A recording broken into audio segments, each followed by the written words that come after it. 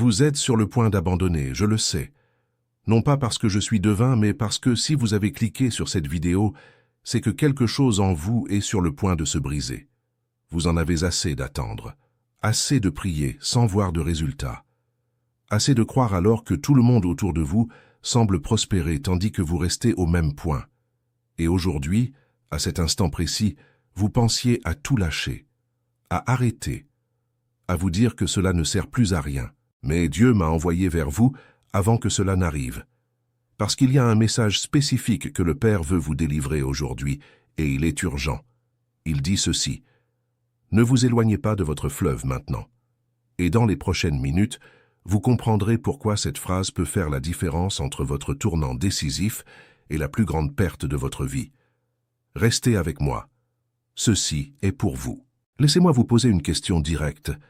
Avez-vous déjà eu un rêve qui semblait si réel, si vivant en vous, que vous étiez certain qu'il venait de Dieu? Un appel, une promesse, quelque chose que vous ressentiez au fond de votre poitrine, comme une flamme qui ne s'éteignait pas, quelles que soient les difficultés. C'était peut-être une entreprise que vous vouliez créer, un projet qui habitait votre cœur depuis des années, une famille restaurée, une santé retrouvée, une mission que vous croyiez avoir reçue d'en haut. Et vous vous êtes battu, vous avez prié, vous avez jeûné, vous avez cru, vous avez renoncé à des choses, vous vous êtes sacrifié. Mais le temps a passé, les mois sont devenus des années, les promesses semblaient de plus en plus lointaines. Les gens autour de vous ont commencé à douter, et pire encore, vous avez commencé à douter aussi. Et aujourd'hui, vous êtes ici, devant cette vidéo, épuisé, avec une question qui brûle en vous. Est-ce que cela venait vraiment de Dieu? Est-ce que je me suis trompé de chemin? Est-ce que la promesse était pour moi? Ou me suis-je bercé d'illusions? Vous êtes au point le plus dangereux de tout le voyage spirituel. Ce n'est pas le début, ce n'est pas le milieu, c'est ce moment exact que vous vivez maintenant. Il existe un phénomène que les spécialistes du comportement humain ont identifié et que la Bible décrit déjà depuis des millénaires. Ils l'appellent le point d'inflexion.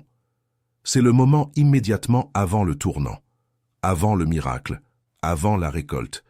C'est le point où la majorité des gens abandonnent. C'est le point où le désert semble plus vaste que jamais, où la faim se fait plus pressante, où la sécheresse semble définitive. Et voici la cruauté de ce point. Celui qui abandonne à cet instant ne saura jamais à quel point il était proche. En France, une étude réalisée auprès d'entrepreneurs a montré que la majorité des personnes ayant abandonné un projet l'ont fait à moins de 3 mois d'atteindre le résultat escompté. 3 mois, 90 jours, et elles ne l'ont jamais su. Spirituellement, ce principe est encore plus brutal, car l'ennemi n'est pas idiot. Il connaît vos limites mieux que vous. Il sait exactement là où vous êtes le plus vulnérable. Il sait quand vous êtes le plus fatigué. Il sait quand le doute pèse le plus lourd. Et c'est précisément sur ce point qu'il concentre toute son attaque, non pas pour vous détruire, mais pour vous convaincre d'abandonner alors qu'il ne reste que peu de chemin, parce qu'il sait que si vous abandonnez maintenant, vous ferez vous-même son travail à sa place. Avant de continuer, je dois vous demander une chose. Si cette vidéo arrive jusqu'à vous au bon moment, si vous sentez que ce message vous est adressé, faites une chose maintenant. Cliquez sur « J'aime », abonnez-vous à la chaîne et activez la cloche. Ce n'est pas un protocole de créateur de contenu. C'est la garantie que le prochain message que Dieu préparera pour vous parvienne également au moment opportun. Faites-le maintenant et revenez ici. Maintenant, je dois vous parler du fleuve. Dans la Bible, le fleuve est l'une des images les plus puissantes que Dieu utilise pour décrire la vie guidée par l'Esprit. Dans le psaume 1, l'homme juste est comparé à un arbre planté près d'un courant d'eau qui donne son fruit en sa saison et dont le feuillage ne se flétrit point. Dans le livre d'Ézéchiel, le prophète voit un fleuve sortir du sanctuaire, et partout où ce fleuve arrivait, tout reprenait vie. Des arbres qui ne se desséchaient jamais, des poissons en abondance, la guérison sur les rives, la vie là où régnait la mort. Mais il y a un détail que la plupart des gens ignorent dans cette vision. Le fleuve n'arrivait pas partout d'un coup.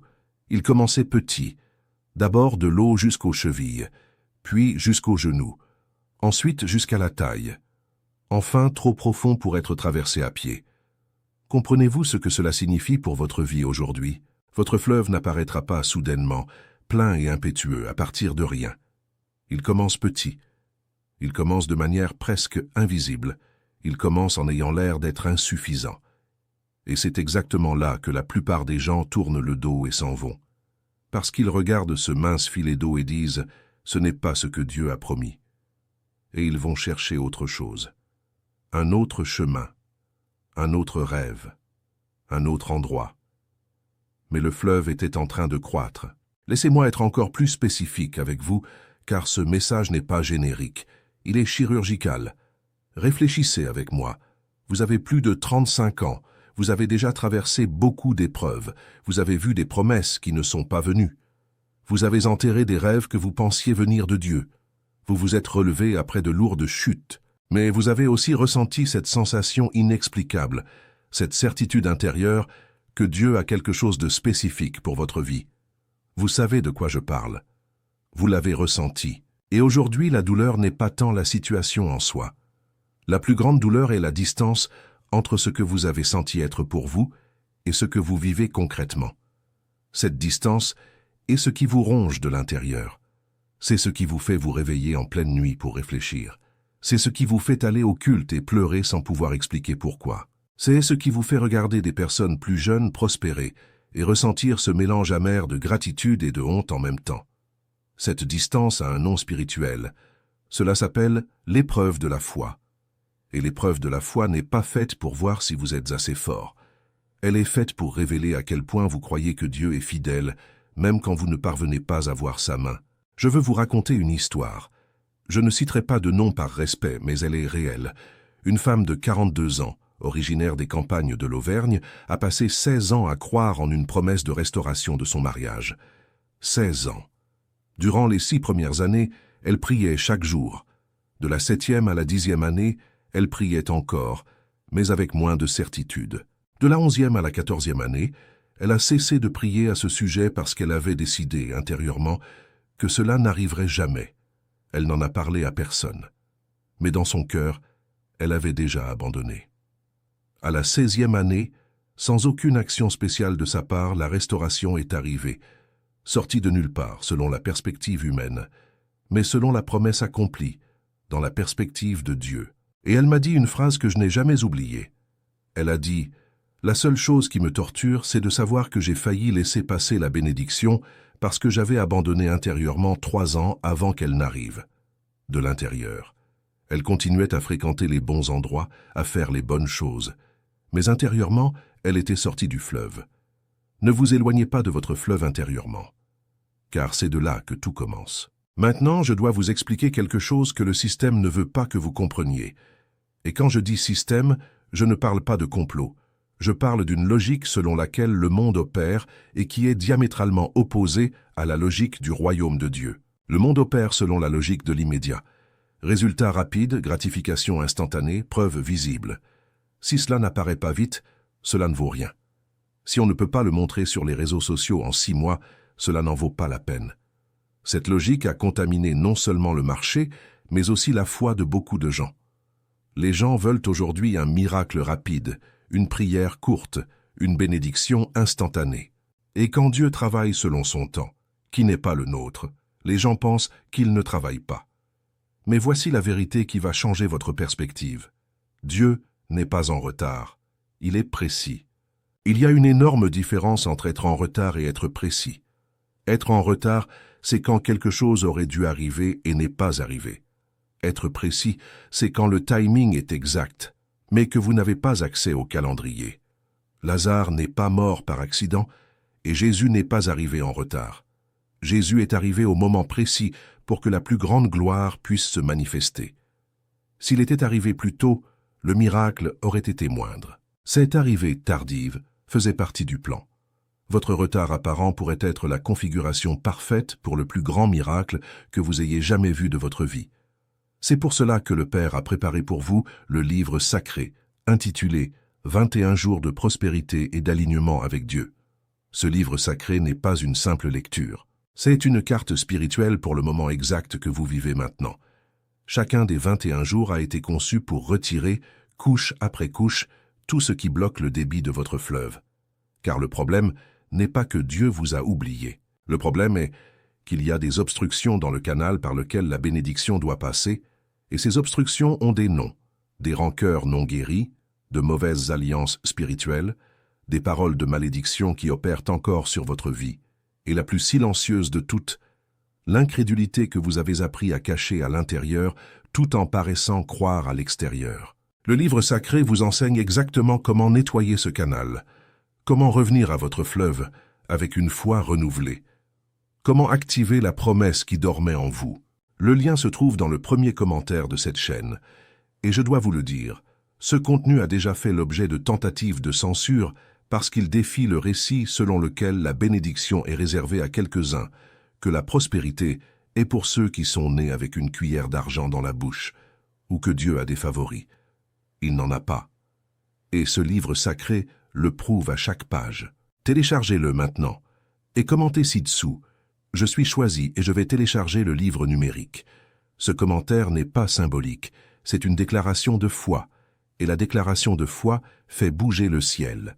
Maintenant que vous avez décidé d'agir, la prochaine vérité que je vais vous dire sera le coup de grâce contre l'esprit d'abandon qui opère sur votre vie. Il existe une force spirituelle spécifique qui attaque les personnes appelées.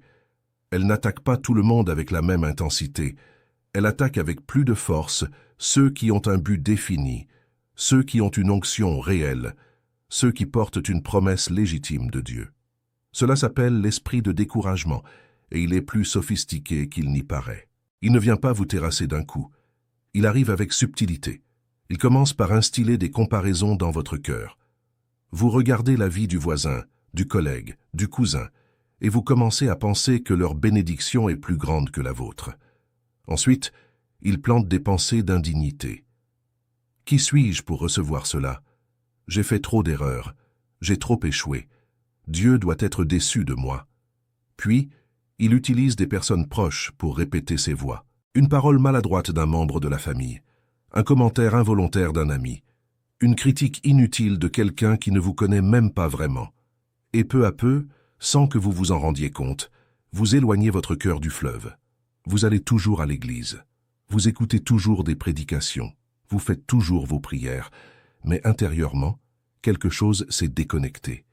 Et c'est cela que Dieu veut inverser aujourd'hui. Remarquez cette parole que le Père vous envoie maintenant. Il ne dit pas « lutte davantage ». Il ne dit pas « essaie encore ». Il ne dit pas « tu dois le mériter ». Il dit « ne vous éloignez pas ». C'est un commandement de permanence, d'ancrage, de ne pas quitter l'endroit où il vous a placé, parce que le fleuve est là. Il n'a pas séché, il n'a pas changé de cours. C'est vous qui vous êtes éloigné, et tout ce que vous avez à faire, c'est de revenir. Laissez-moi vous donner 3 signes pratiques, montrant que vous vous êtes éloigné de votre fleuve, et vous en reconnaîtrez au moins 2 dans votre vie actuelle. Le premier signe est la prière mécanique. Vous priez encore, mais vous ne ressentez plus rien. Les mots sortent, mais le cœur ne suit pas. Vous répétez les mêmes demandes de toujours, mais sans espoir réel que cela se réalise. C'est comme activer le pilote automatique spirituel. Le mouvement est là, mais la connexion a disparu. Le second signe est la comparaison obsessive. Vous commencez à mesurer la fidélité de Dieu à travers la vie des autres. Si l'autre a prospéré, c'est que Dieu est bon. Si vous n'avez pas encore prospéré, c'est que peut-être Dieu n'est pas si bon pour vous spécifiquement. Ou pire, vous commencez à utiliser la bénédiction de l'autre comme preuve de votre propre malédiction. Un tel a réussi, pas moi, donc c'est que ce n'est pas pour moi. Le troisième signe est le silence sur la promesse. Vous avez cessé de parler de votre rêve. Vous avez cessé d'en parler aux gens. Vous avez cessé de le proclamer. Parce qu'au fond, vous avez peur de vous exposer, de paraître naïf, d'être encore une fois la personne qui a cru et qui n'a rien vu. Alors vous rangez la promesse dans un tiroir et vous prétendez que tout va bien. Si vous vous êtes reconnu dans l'un de ces 3 signes, ce message a été fait spécifiquement pour vous aujourd'hui. Maintenant, je dois vous dire ce qui se passe dans l'invisible quand vous vous éloignez du fleuve. Il existe un langage que l'univers spirituel comprend et que nous, humains, ignorons souvent. C'est le langage de la position. Quand vous vous placez dans une position d'attente, quand vous agissez comme si la promesse était déjà une réalité, vous envoyez un signal dans le spirituel qui active des forces travaillant en votre faveur. Ce n'est pas de l'ésotérisme. C'est dans la Bible quand Paul dit que nous devons rendre grâce en toutes choses, en toute situation. Non pas parce que la situation est bonne, mais parce que la gratitude est le langage de la foi qui voit déjà ce qui n'est pas encore apparu. Quand vous vous éloignez du fleuve, vous interrompez ce flux. Vous cessez de remercier parce que vous n'avez rien à remercier. Vous cessez de proclamer parce que cela semble être un mensonge. Vous cessez d'agir comme si la promesse était réelle parce que vous ne supportez plus d'être déçu. Et voici le problème. La promesse n'a pas disparu, mais le canal par lequel elle viendrait s'est bouché. Saviez-vous que dans l'Ancien Testament, quand Israël restait longtemps sans pluie, le prophète ne restait pas à attendre passivement. Élie est monté sur le mont Carmel et est resté en prière, dans une position d'attente, le visage entre les genoux, en voyant son serviteur 7 fois vérifier l'horizon. Rien la première fois, rien la deuxième, rien la troisième, 4e, 5e, 6e. Et à la 7e, le serviteur revint avec le rapport d'un petit nuage, de la taille de la paume d'une main, s'élevant de la mer. Et Élie, avant même de voir la pluie, avant même de sentir une goutte, fit déjà prévenir le roi. « Attelle ton char et descends, de peur que la pluie ne t'arrête. » Il a proclamé la pluie avant qu'elle n'arrive parce qu'il connaissait le Dieu qui avait promis. Où est votre petit nuage? Vous l'avez ignoré parce que vous attendiez une tempête entière. Mais parfois Dieu envoie d'abord juste un petit signe, pour voir si vous avez le courage d'agir sur cette base avant de voir l'accomplissement complet. Que voyez-vous dans votre vie aujourd'hui qui pourrait être ce nuage de la taille d'une paume de main? Je dois maintenant vous parler des couches, car ce que vous affrontez aujourd'hui n'est pas seulement un problème ponctuel, ce n'est pas seulement une crise financière, ce n'est pas seulement une relation difficile, ce n'est pas seulement une santé qui ne s'améliore pas. Ce sont les couches visibles. Ce qui se trouve en dessous est un échiquier spirituel plus vaste où vous êtes la cible. Vous avez été choisi, et celui qui a été choisi est persécuté, non pas comme une punition mais comme une confirmation. Le feu ne détruit pas l'or, il révèle l'or. L'or qui était caché sous les impuretés, couvert de scories, méconnaissable, passe par le feu et apparaît pur, précieux, prêt à être utilisé. Le four que vous traversez n'est pas la fin de l'histoire. C'est le processus de raffinage qui précède la révélation. Mais pour arriver de l'autre côté du four, vous avez besoin de quelque chose de spécifique. Vous avez besoin d'une encre. Vous avez besoin de quelque chose qui retienne votre foi quand la température est au plus haut. C'est pour cela que le Père a préparé pour vous le livre sacré, les 21 jours de prospérité et d'alignement avec Dieu. Ce livre sacré n'est pas une simple lecture. C'est l'encre dont vous avez besoin maintenant. C'est ce qui vous maintiendra connecté au fleuve même les jours où vous ne ressentez rien. Même les jours où la prière semble ne pas monter. Même les jours où le doute crie plus fort que la foi. Chacun des 21 jours du livre sacré apporte une révélation spécifique sur la manière de rester aligné avec la promesse de Dieu. Comment reconnaître les signes qu'il envoie? Comment briser les chaînes invisibles qui vous empêchent de recevoir ce qui est déjà à vous dans le spirituel? Comment activer la gratitude anticipée qui désobstrue le canal de la bénédiction? Comment prier avec une autorité réelle, non pas avec la supplication de celui qui ne sait pas si Dieu l'écoute, mais avec la déclaration d'un fils qui connaît le cœur du Père? Et plus encore, le livre sacré vous apprend à identifier les pièges spécifiques que l'esprit de découragement utilise contre celui qui est au point de bascule. Ce point exact où vous vous trouvez maintenant. Il vous prépare à ne pas tomber dans ce piège, à ne pas être une personne de plus qui a abandonné alors qu'il restait si peu. Ce contenu est puissant. On a déjà tenté de le supprimer plus d'une fois parce qu'il s'attaque à des structures qui vous préfèrent stagnants, dépendants, sans force de foi réelle. Car une personne dotée d'une foi réelle, alignée avec Dieu, qui connaît ses promesses et n'y renonce pas, cette personne est libre. Et la liberté est ce qui effraie le plus le système. Le lien est dans le premier commentaire de cette chaîne. Allez-y maintenant avant de continuer à regarder. Téléchargez le livre sacré et commentez ici. Je suis choisi et je vais télécharger le livre numérique. Cet acte de foi est le premier pas pour revenir à votre fleuve. Maintenant que vous avez décidé d'agir, la prochaine vérité que je vais vous dire sera le coup de grâce contre tout ce qui tente de vous maintenir au même endroit depuis des années. Je vais vous confier maintenant le secret qui sépare ceux qui reçoivent la promesse de ceux qui meurent en l'attendant. Et c'est un secret qui semble trop simple, mais simple ne veut pas dire facile. Le secret est celui-ci. Celui qui reçoit la promesse n'est pas celui qui n'a jamais douté. C'est celui qui a douté et qui est revenu. Il n'y a pas de foi sans doute. La foi n'est pas l'absence de doute. La foi est la décision d'aller de l'avant même en présence du doute. C'est l'acte de revenir au fleuve même quand vous avez froid, même quand l'eau semble profonde, même quand la dernière fois que vous y êtes entré, vous avez failli vous noyer. Abraham a douté. Le texte biblique ne le cache pas. Il a eu un fils avec Agar parce qu'il pensait que Dieu avait besoin d'aide pour accomplir la promesse. Il s'est trompé, mais il est revenu. Et la promesse est venue par Sarah, comme Dieu l'avait dit dès le début. Pierre a douté. Au milieu de la mer, au milieu de la tempête, avec Jésus devant lui, il a commencé à couler parce qu'il a détourné son regard de la source pour le porter sur le problème. Mais Jésus ne l'a pas laissé couler. Jésus a tendu la main et a dit « Homme de peu de foi, pourquoi as-tu douté ?» Et remarquez, il ne l'a pas dit avec mépris, il l'a dit avec l'amour d'un père qui voit son fils essayer. Vous essayez. Vous êtes ici à regarder cette vidéo, parfois avec des larmes, parfois avec de la colère, parfois avec ce mélange que vous ne savez même pas nommer. Mais vous essayez, et cela suffit déjà pour que Dieu tende la main. Laissez-moi vous parler de ce que signifie spécifiquement ne pas s'éloigner du fleuve. La première chose est de ne pas cesser de parler à Dieu, même quand il semble que vous parlez seul. Le silence de Dieu n'est pas un abandon, c'est le silence du chirurgien. Quand vous subissez une opération, le médecin ne vous explique pas chaque étape. Il agit. Le silence est professionnel, et le Dieu qui a planifié chaque cheveu de votre tête n'a pas besoin de votre approbation pour chaque mouvement qu'il fait. La deuxième chose est de continuer à agir vers la promesse. La foi sans les œuvres est morte, et ce n'est pas une exigence légaliste, c'est un principe spirituel. L'action est la langue de la foi. Quand Noé a commencé à construire l'arche, il n'y avait pas un nuage dans le ciel. Mais il construisait. Quand les prêtres sont entrés dans le Jourdain, le fleuve ne s'est pas ouvert avant.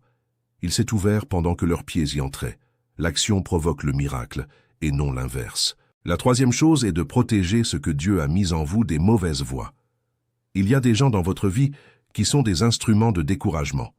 Pas forcément par méchanceté, parfois par peur, parfois par projection de leurs propres limites, mais ce qu'ils disent a un poids spirituel si vous le laissez entrer. Vous devez apprendre à blinder la promesse. Toute personne ne mérite pas de savoir ce que Dieu fait dans votre vie. Maintenant, je veux que vous fassiez une chose à l'instant même, pas plus tard, maintenant. Fermez les yeux pendant 10 secondes, respirez profondément et posez cette question à Dieu en silence.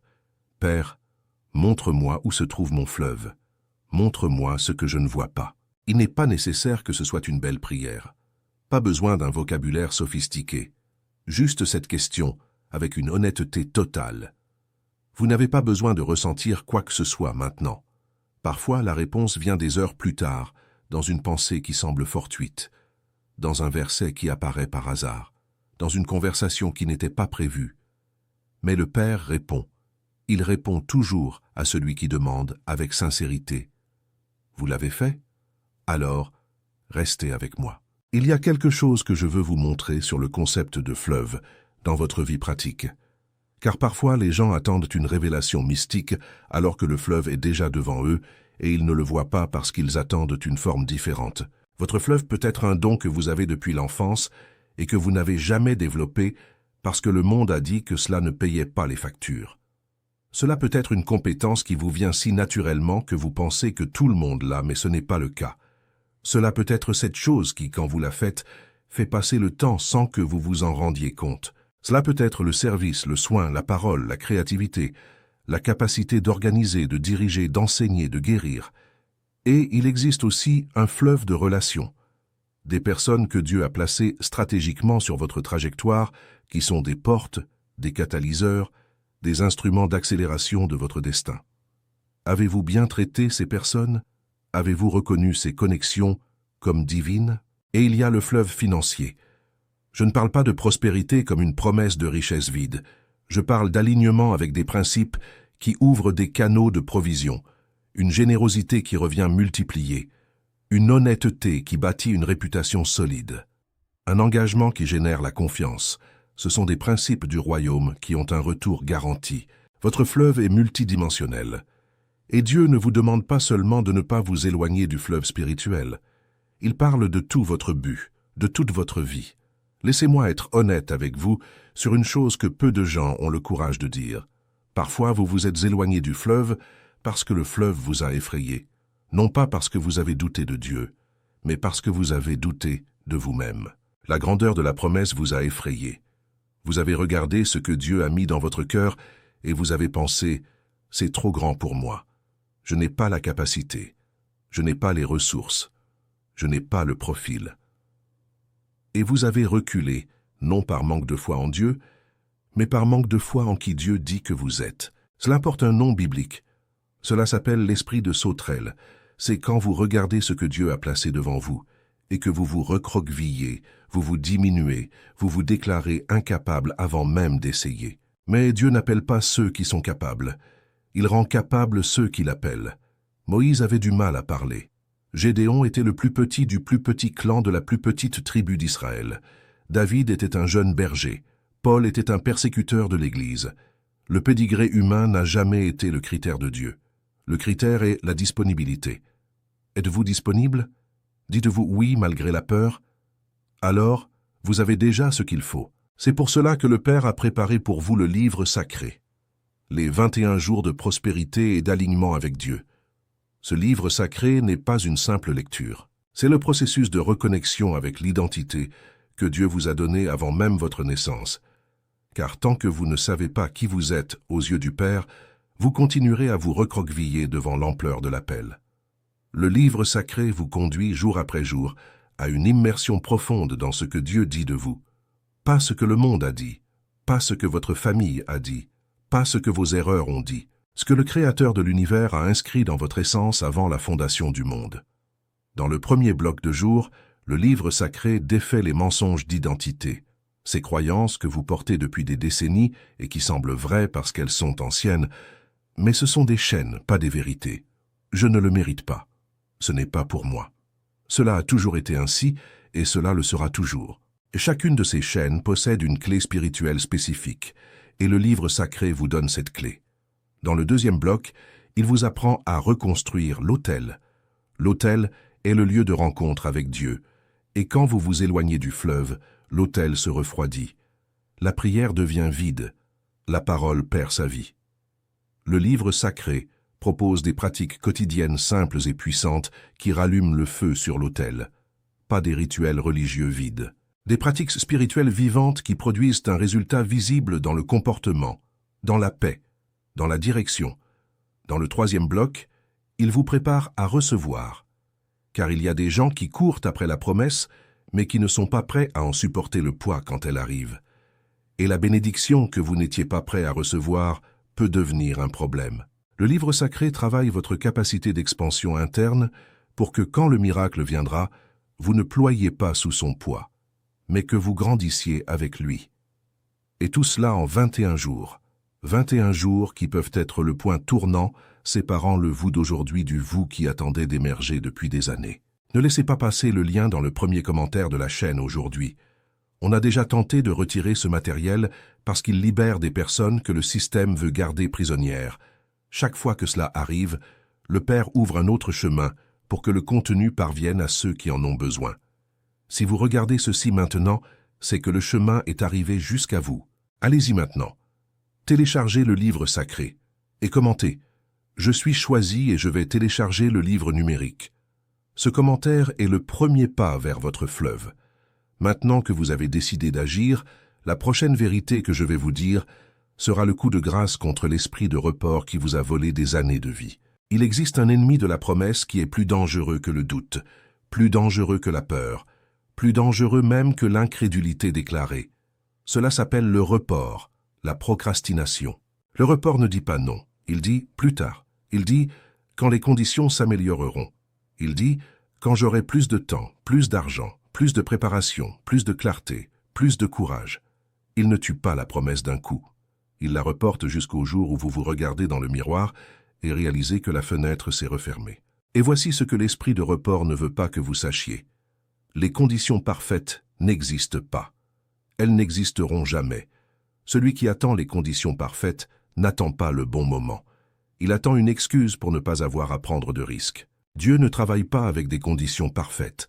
Il travaille avec des personnes disponibles dans des conditions imparfaites. Car sa gloire se révèle précisément dans le contraste entre l'insuffisance humaine et la suffisance divine.